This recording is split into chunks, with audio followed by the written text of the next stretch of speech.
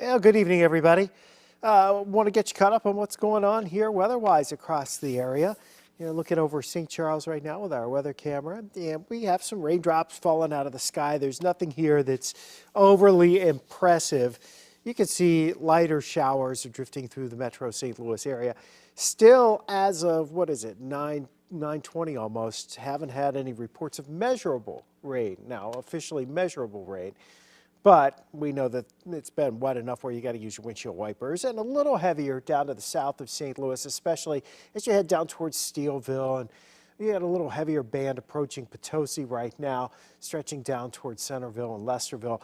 The bigger storms really have been down into Arkansas, and then they stretch on into parts of Mississippi, Louisiana, and Texas. And what's down to our south really isn't going to have a big impact on us. So, we're down into the 70s this evening. We have another pretty mild, if not warm, night on the way. We should drop back into the 60s overnight tonight. Not really anticipating a lot of active weather per se. Yes, we'll have some occasional showers around.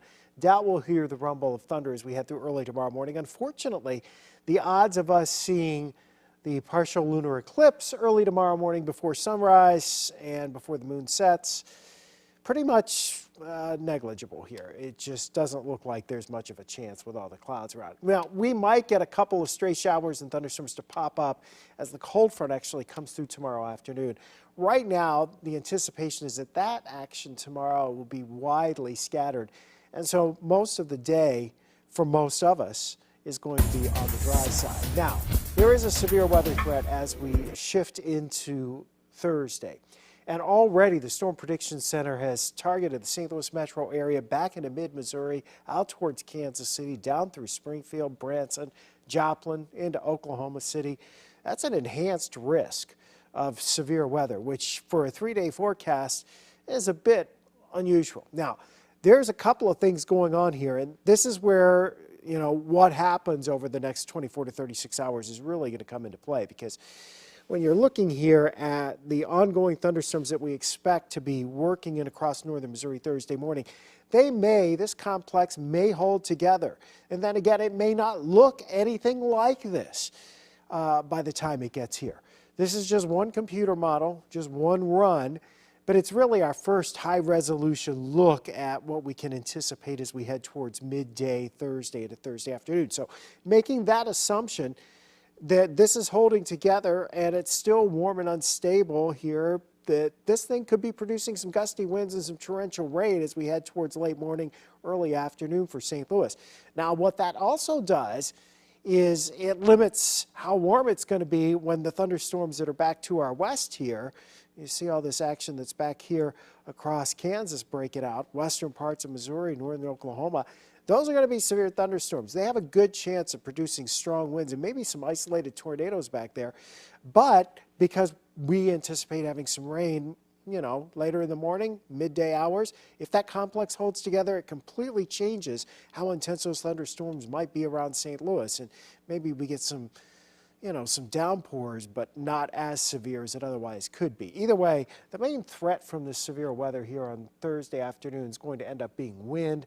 There is a risk we could see a tornado, but it looks fairly low, and the hail risk looks pretty low at this point as well. One thing's for sure, boy, oh boy, Friday into Saturday into Sunday and Monday here for a Memorial Day weekend, temperatures are going to be way below average here to start out Memorial Day weekend. We'll get back close to it by Monday, but definitely going to be on the chilly side. So just kind of a preview of the 10-day forecast here. And we'll talk more about this. We'll look at some more data here in a few minutes after we get done with our little broadcast and get an assessment of what's going on from a couple more models that are still running right now. But, you're looking at this weekend, you're thinking, man, I'm kicking off summer. It's Memorial Day weekend, and some of us won't even hit 70 degrees on Saturday. Now, come the 4th of July, we'd love to have a day like that where it's not quite as hot, I would suspect anyway. You like to get a break from the heat and humidity, but we really haven't had that much humidity, even though we've been in the mid to upper 80s the last few days around St. Louis. Still no 90-degree day, by the way. Still yet to hit that, and so we're 5 days beyond the average. It's not like that's never happened before, but it is, once we get into June, usually we've had a 90-degree day by the time you get to June, most of the time in St. Louis. So that's the way things are at the moment. We're pretty quiet around St. Louis. There's the St. Louis wheel operating, all lit up tonight with a few sprinkles around the metro area. We'll let you go for now. I just want to put that out there that Thursday is really our weather day to watch. I'm not going to say there won't be a thunderstorm tomorrow, but the chances of severe weather really are honed in. Starting late morning on Thursday, if that complex holds together, and lasting perhaps into Thursday evening, just depending on what we end up seeing here as we head on through time. You know, we just don't know exactly how things will evolve with that initial complex of thunderstorms. So we just wanted to jump on, let you know, Thursday's probably our storm alert day this week, and then after that, it's a whole heck of a lot cooler around St. Louis, and wind would be the main threat. So that's where we're going with that. You guys have a good night. Of course, we'll be along at 10 o'clock, and if you have any pretty sunset pictures from, you know, the strange clouds, the mid-level clouds that were rolling in this evening, trying to illuminate the sky a little bit with the sun, and even as showers we're trying to push in, we'd love to see them. You can always send them to us using the Near Me button on the 5 on Your Side app.